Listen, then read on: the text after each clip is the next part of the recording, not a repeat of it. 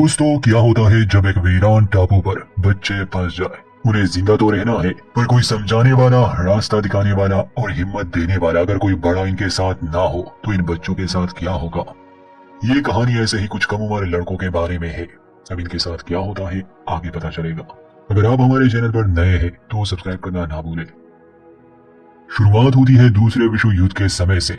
America अपने कुछ इलाके खाली करवा रहा था। ऐसे ही एक जहाज में 24 मिलिट्री स्कूल कैडेट्स को घर ले जाया जा रहा था, मगर बीच रास्ते में ही वो जहाज क्रैश हो गया।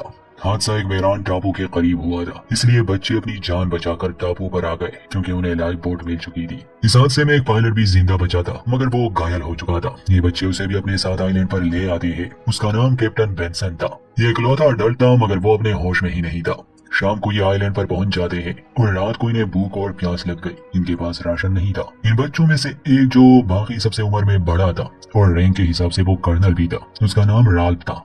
वो बाकी सबसे कहता है कि अभी हम आराम करेंगे और सुबह सोचेंगे कि हमें क्या करना है। अगली सुबह इन्हीं में से एक लड़का जिसका नाम साइमन था, वो आइलैंड पर घूम रहा था। उसे साफ पानी मिल जाता है। वो खुद पानी पी लेता है और वापस अपने साथियों के पास आता है, उन्हें भी पानी के बारे में बता देता है। इसके बाद कुछ बच्चे खाना ढूंढने में लग जाते हैं। कुछ इस आइलैंड के ऊंची जगह पर जाते हैं ताकि देख सके ये जगह कैसी है। किनारे पर एक लड़का था जिसे इस कहानी में पिगी का नाम दिया जाता है क्योंकि वो बाकी सबसे मोटा था। उसे एक कांच शेल मिल गया तो वो उसे राल्फ के पास ले आता है।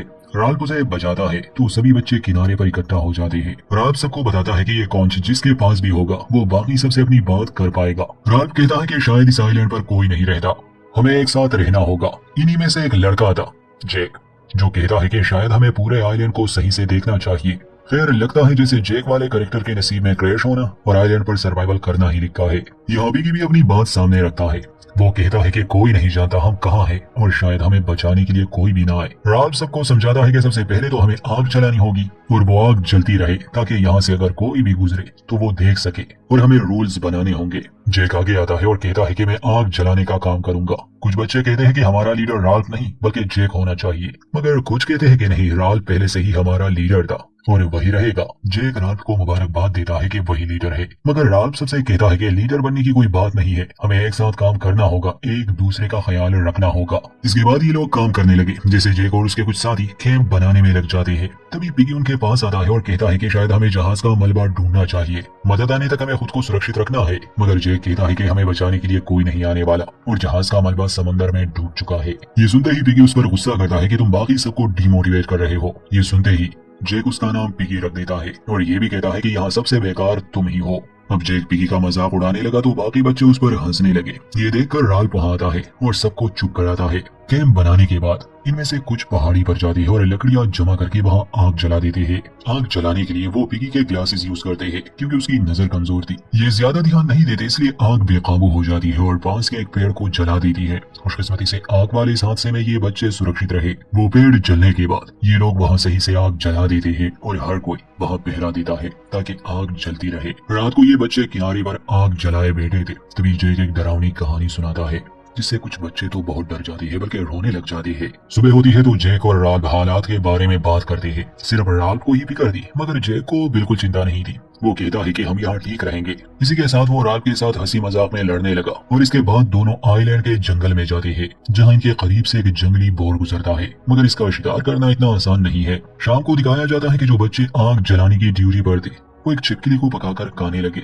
अगली सुबह दिखाया जाता है कि कैप्टन बेंसन बिल्कुल ठीक हो चुके हैं और वो इनकी मदद के लिए आते हैं। वो कहते हैं कि तैयार हो जाओ बच्चों, हमें बचाने के लिए लोग आ रहे हैं। ये सुनते ही साइमन की आंख खुल जाती है क्योंकि वो बेचारा एक सपना देख रहा था। जख्मी बेंसन तो पास ही बेहोश हालत में पड़ा था। अगले दिन रात को बहुत गुस्सा आता है क्योंकि कुछ बच्चे बात नहीं मान रहे थे, वो बस अपनी मनमानी कर रहे थे। इसलिए वो शेल को बचाता है, सभी को एक जगह इकट्ठा करता है और उन्हें समझाता है कि तुम सभी को रूल्स मानने होंगे और थोड़ी तमीज दिखाओ। वो ये भी कहता है कि अब हमें मछलियां पकड़ने की कोशिश करनी होगी क्योंकि हमें खाने की सख्त जरूरत है। हम सिर्फ यहाँ के फ्रूट्स पर ही डिपेंड नहीं हो सकते। उनमें से कुछ कहते हैं कि हमारा नाइफ कहीं गुम हो गया है और कुछ और सामान भी चोरी हो चुका है। सभी चिल्लाते हैं कि हमें चोर को सजा देनी होगी। सभी काफी अजीब और डरावनी पुरानी बातें करने लगे। फिर राल्फ दो भाइयों को लिए फिशिंग पर जाता है जो असल में ट्विंस थे। अब आहिस्ता आहिस्ता ये बच्चे बेकाबू हो रहे थे, जैसे बिगड़ेल बच्चे जैक का साथ देते हैं और वो मछली पकड़ने वालों को परेशान करते हैं, उन पर पत्थर फेंकते हैं, मगर राल्फ उन्हें भगा देता है। उनके जाने के बाद ट्विंस बताते हैं कि मिलिट्री स्कूल में आने से पहले राल्फ को पुलिस ने भी अरेस्ट कर लिया था क्योंकि उसने गाड़ी चुराने की कोशिश की थी। मतलब कि जैक नामी लड़का मेंटली ही क्रिमिनल टाइप है।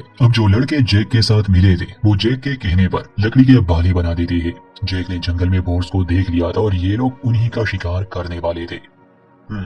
बोर का शिकार, आइलैंड, खाने की कमी, सर्वाइवल, कुछ याद आया?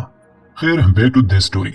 उस समय साइमन नामी लड़का आता है, उसे एक कैमेलियन मिला था। वो इजाबेल उसे अपने साथ रखता है, मगर जैक का एक साथी ये कहकर उस कैमेलियन को मार देता है कि मुझे शिकार के लिए प्रैक्टिस करनी है। साइमन अपना जानवर लिए वहाँ से चला जाता है, मगर कुछ कहता नहीं। ये बच्चे वही बेटे बाले तैयार कर रहे थे कि इन्हें झाड़ियों में से कुछ आवाजें आती है। जैक जल्दी से भागता है, उसे लगा शायद कोई बोर है, मगर असल में वो कैप्टन बेंसन थे जो होश में तो आ चुके थे, मगर इन्फेक्शन और तेज बुखार ने उसे डिल्यूजनल बना दिया था। वो शॉक में थे। जैक और उसके साथी कैप्टन को वापस से टेंट में ले आते हैं। बाद में जैक कहता है कि शायद हमें इसे मार देना चाहिए, मगर राल्फ मना करता है कि हम ऐसा नहीं करेंगे, हमें इनका ख्याल रखना होगा ताकि ये अपने घर वापस जा सके। आधी रात को जब सभी बच्चे सो रहे थे तो कैप्टन बेंसन अपने टेंट से बाहर आता है और आइलैंड के जंगल में चला जाता है। अगली सुबह जब बच्चे जागते हैं तो कैप्टन वहाँ नहीं थे, इसलिए सभी उसे ढूंढने में लग जाते हैं। किनारे पर इन्हें बस कैप्टन के कपड़े मिलते हैं, मगर कैप्टन नहीं। इन लोगों का मानना था कि अब वो मर गए। छोटा साइमन ये मानने को तैयार नहीं था कि वो मर गए, मगर राल्फ उसे समझाता है कि वो नहीं रहे। उस दिन इनमें से कुछ बच्चे बोर के शिकार पर निकल जाते हैं।